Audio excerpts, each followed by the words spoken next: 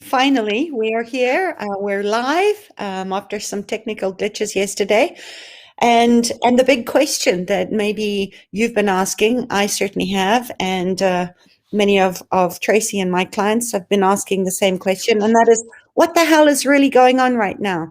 So bring your questions, post them in the chat if you'd like to get some intuitive reads on what's happening in your life, and just join the conversation, because this is the place where we are going to tenderize. If you guys like this, Tracy and I are going to show up every week to do more of this and answer your questions, and maybe together we'll find a way through through all this craziness to get some answers. So Trace, welcome.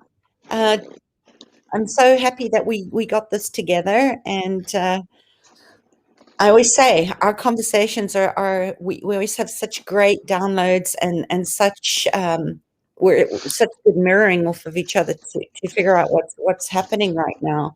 And I'd love for you to just share your insight on what the hell is going on right now.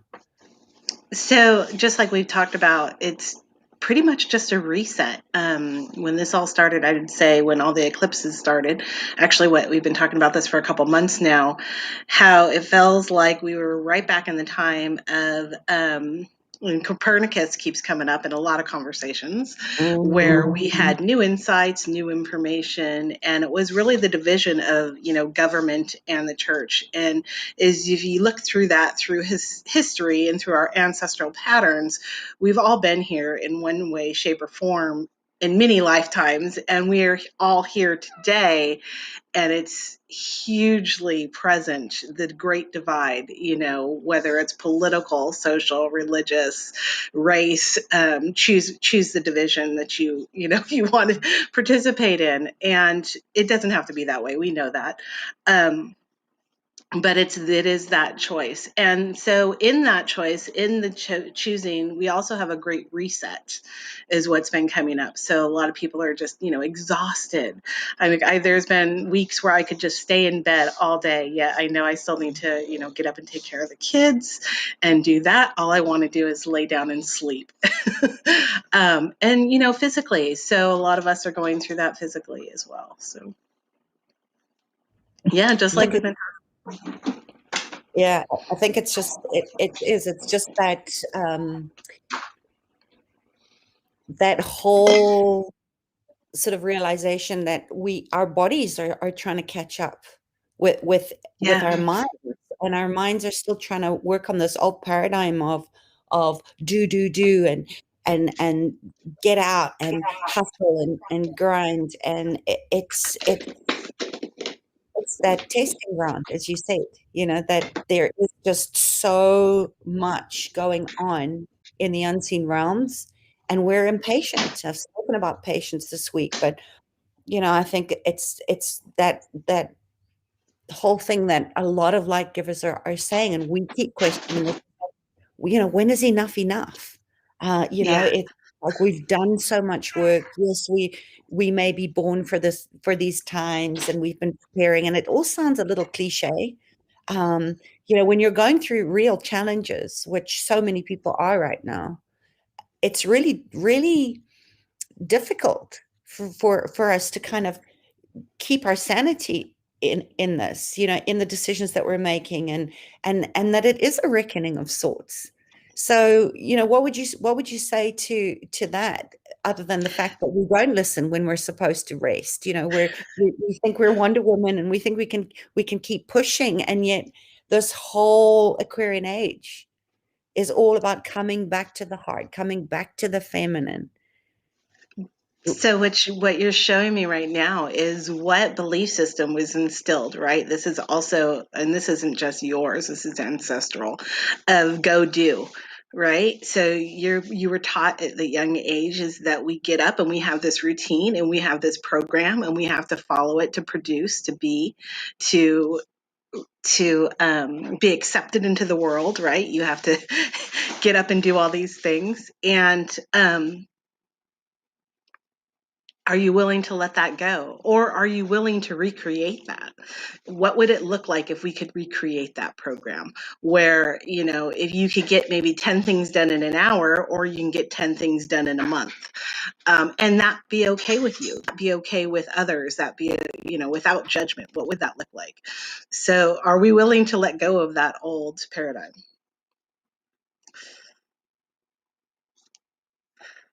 I think we're paused again. Ugh.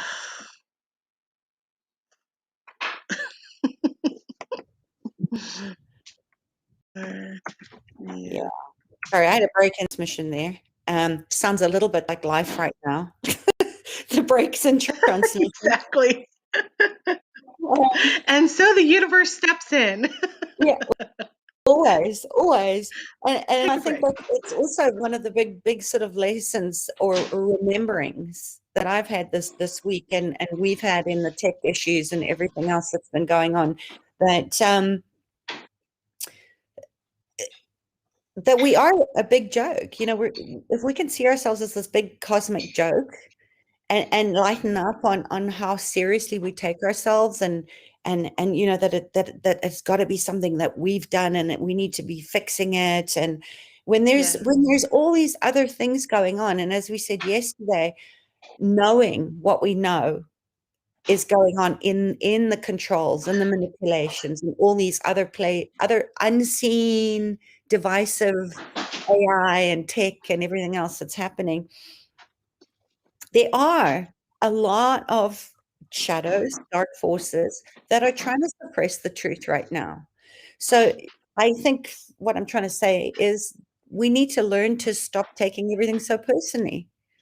Yeah. And yet we It's do. not always about us. No, no, it's not. It's not Yeah. about us. And yet it seems that way when we're in it, right? So um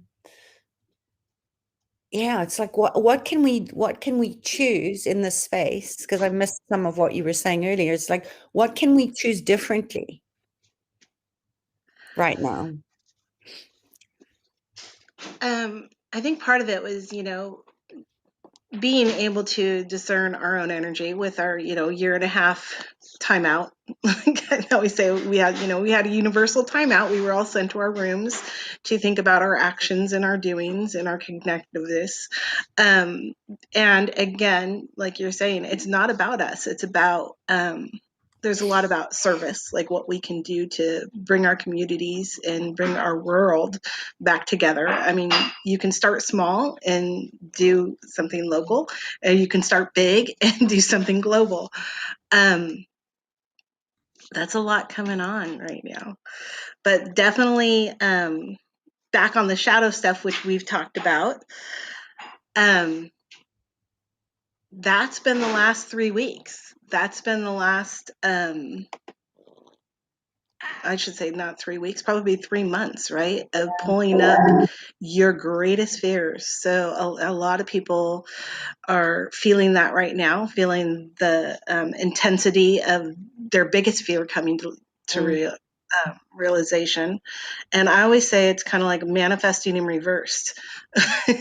We manifested in default, and we're bringing to light all those. Yeah, all those fears and all the things we don't want to happen, or the things that we are afraid of happening. So if you look at your life right now, those are a lot of things that are present moment in my life as well. yeah. Yeah. And as we were And saying, as you were saying, oh, I've got a bad echo. As we were saying earlier, um, this is very old. This is ancestral. It's inherited. It's intergenerational. It's past lifetimes that we've had where we are really, as we said, in that testing ground of making choices to either yeah. repeat the pattern Hmm. of misabuse, and that many of the people that are part of our tribes, we know persecution programs. We've been the witches. We've been burnt at the stakes. We are the ancestors of the women that were witches that survived that.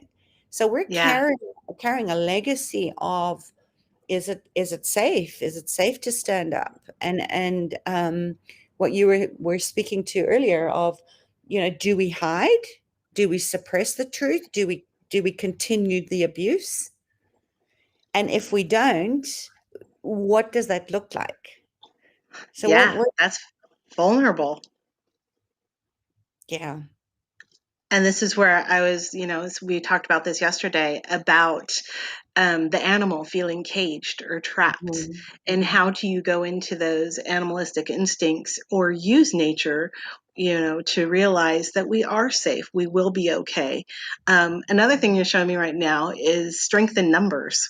So I think that's why people are looking for their soul tribes, their soul sisters, and so on and so forth. Because, one person alone in the forest can be kind of scary. A dozen or two of people, together in a forest is like, okay, we got this. Yeah. So I think that's part of, not just making it about ourselves, but helping and making it about everyone else as well. Mm. There's an interconnectedness there that's starting to show me, and that may come out next week. But yeah, right now it's just like, yeah, I can start seeing people coming up Yeah. and coming forward. Oopsie. I don't know why I'm getting a lot of feedback. Like, my up, put up. That Yeah. better? Yeah. Yeah. Okay. So, oh, and I've completely lost that. It's gone. Breathe, Yeah. breathe. Yeah, I can't. I've lost that track of thought. But what you were saying as well about separation, our whole sense of being, especially coming through this sort of great wake up of the last year and a half, I think has shown us more than ever how much we need touch, how much we need to be connected. And yet this separation, what I call a separation sickness, has been going on for centuries, the Yeah, Palestinians and the Jews, and the fear of that you look a different color to me, or that you speak a different language, and that whole thing around safety is really sort of bringing home the remembering of that tribe hasn't always been safe. The betrayal, the trauma lines, the control, the manipulation.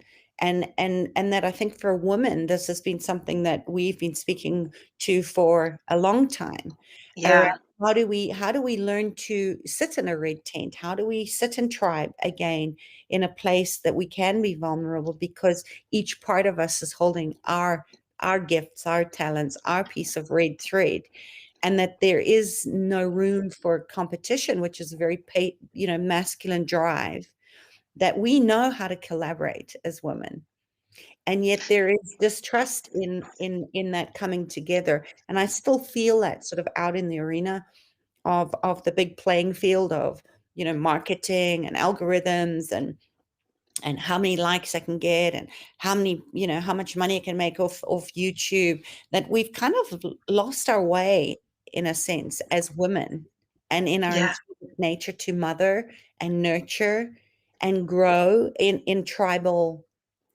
collaboration rather than this. So, when you're talking, what came up for me is this our opportunity to redefine separateness? Mm, Because we've redefined, I mean, globally, different other concepts and different words, the way we look at things.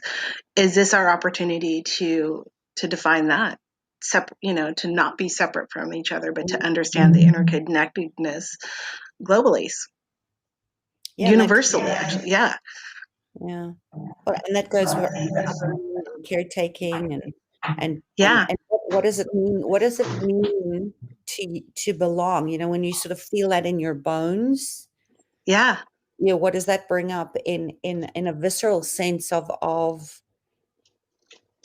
the safety in belonging?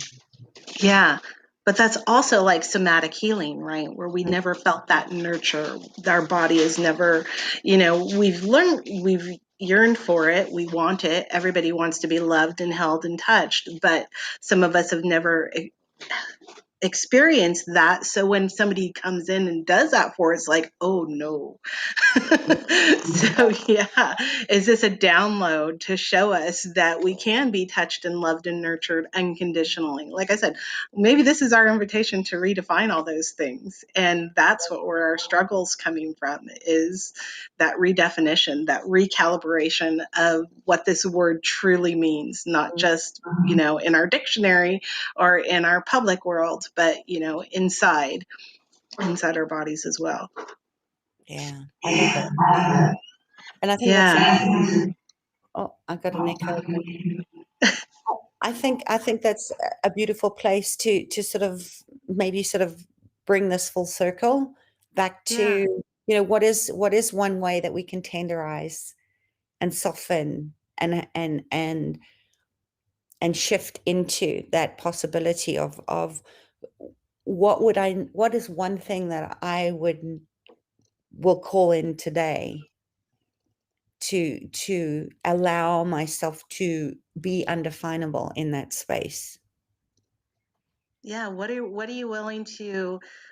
are we willing to redefine in our lives? What word is coming up for me?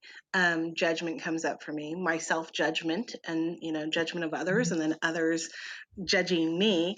So how can we let that go and not have such a negative connotation, but um, being able to say, I judge how beautiful I am or how powerful I am. And same thing with other women versus, all those nasty things that we say about each other or about ourselves. I know I'm my worst enemy.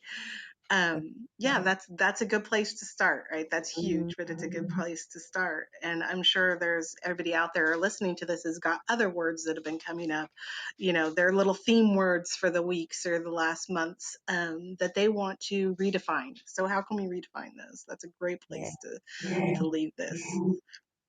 yeah. And you know how I love to play on words of Hmm. that we are spelling into being. We're actually putting that vibrational frequency into the world. And I was having a conversation with one of my clients earlier, and she was saying that she doesn't know how to be happy.